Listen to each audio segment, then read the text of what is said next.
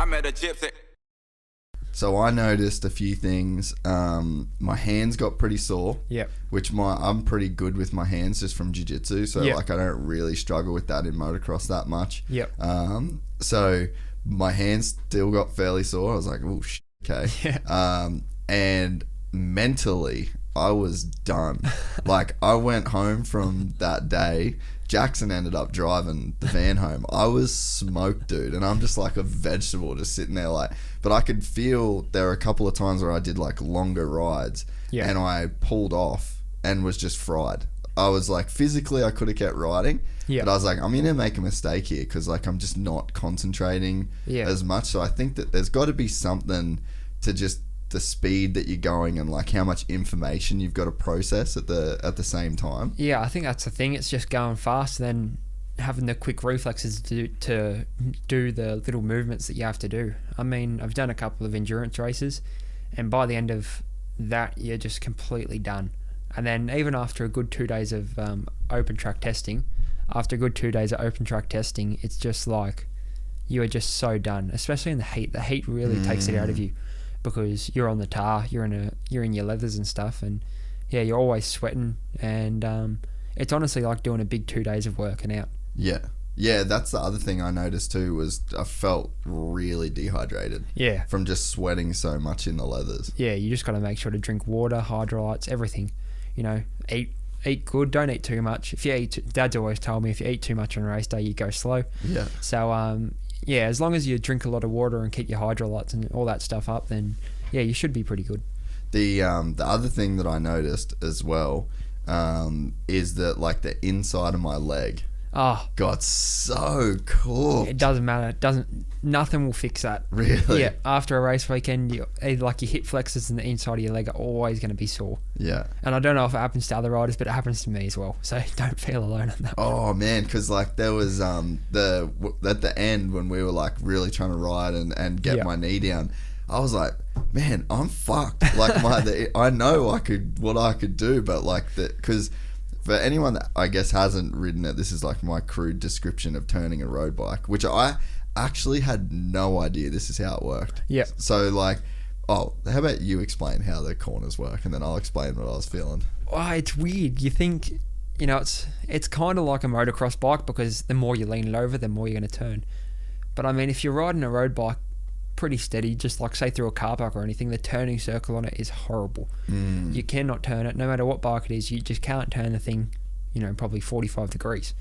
So yeah, when you're coming into a corner, if you brake good enough, then you kind of hold speed and you lean off the bike enough, and it just depends on how much you do lean off the bike, how easy it is going to be to turn.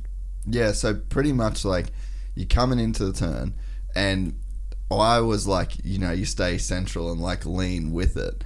But what you're kind of trying to do is essentially just getting all your weight off to the side and almost leaning the bike as little as possible. But you lean as much as you can and then the bike just kind of follows you around. Yeah, exactly. And then all the weight essentially from your entire body is from your knee and thigh against like the gas tank in the frame. And you're just like hanging off, like there's not that much weight in your hands. No. And you're trying to get, essentially it's like you're trying to get your chin bar of your helmet to the inside of your handlebar. So it's like road, head, handlebar. Yeah, exactly. And then you're hanging your arse cheek off the bike as much as you can. So I actually went, after we did the track day, I actually like Googled some like physics experiments of like of how I was like the physics behind a MotoGP bike turning, and there's actually like there's an experiment. Can you just Google that, like how does a MotoGP bike turn? It's pretty interesting, but basically it's like it shows how the centrifugal force works.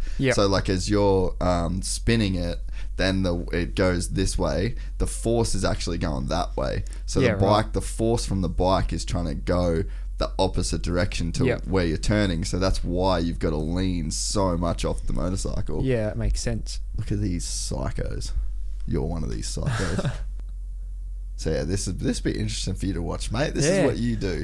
So the centrifugal force is pushing against the way that you're trying to lean the bike. So the more speed that you go, the more force is created. so the more force going that way, so then you've got to compensate. So that's how those things stick to the ground. Because and dude, did you see the video Casey posted on his Instagram? Oh yeah. What? Did you see that? Casey's on her Instagram right now. It is absolutely psychopathic. Like, I just don't understand it. But when you look into, I guess, like the physics side of it, nice little first image there. Shout out to Flick Palms here. Yeah, get one in the middle. Watch this shit. Like, what is doing right now? Like, are you serious? Yeah. That looks fake, dude.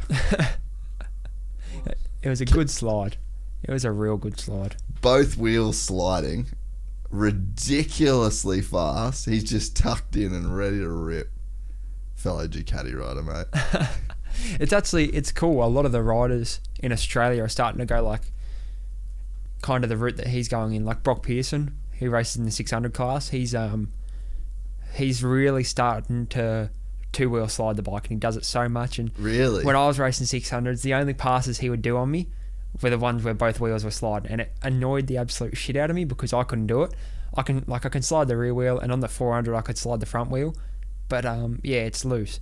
And so many riders are going down that path where, they're just smooth, but it doesn't look like they're in control, but they are. Yeah. So it's cool. It's cool. It's really cool to look at. How would you even do that? I don't know. I mean, I think that's turn 3 at Valencia. Yeah. And a lot of the corners do set you up for it. Like, it's a fast left-hand corner that kind of finishes off pretty quickly. Yeah. So they do help. It's a bit like turn 3 at Phillip Island, named after Casey. Yeah. Where you're pretty much almost flat out and the thing is just absolutely hanging it wide.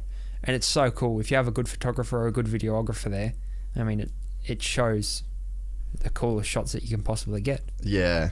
No, it's insane, and the physics behind him. And I think after, when I got home and I started watching the videos, I was like, that kind of makes sense, because, I mean, you can see like the difference in, like, obviously the way that you're leaning versus me, and I'm feeling like, dude, this is sketchy, but there's so much grip on those bikes. It's exactly. like, it's actually doesn't make sense. No, I mean, it's once you're on a kart track and stuff, you realize how much grip you actually have. Like, you can lean the bikes over so much, and you can get so close to the ground, and a lot of the times you're not going to fall because the front and rear wheel are so close to, falling off the edge of the tire. Like, it's almost never, like, once in a blue moon it'll ever happen. And that's why so many riders these days are, scraping their elbows, and sometimes if they turn their head enough, they can scrape their head. And it's just like the bikes and tyres, it's going so much in a positive way that they do have that much grip, and they can lean them over so much. So is that what you think's happening, is that the bikes and the tyres are just getting so much better? Yeah, definitely. I mean, if you look back to when Dad was riding, or even a little bit before, the riders are so crossed up on the bike, like the bike's going this way, and although the rider's arse and knees are on this side of the bike, they're leaning so much the opposite way, and it's just weird how much different the riders look while they're riding the bike. I mean, it's the complete opposite. Yeah. The riders are leaning so much to where the bike is turning and stuff nowadays to how it was, in the 90s, 80s, and before then. Yeah. So I think Rossi and a lot of Ruben Zaus, a lot of the riders that started kind of the elbow on the ground technique.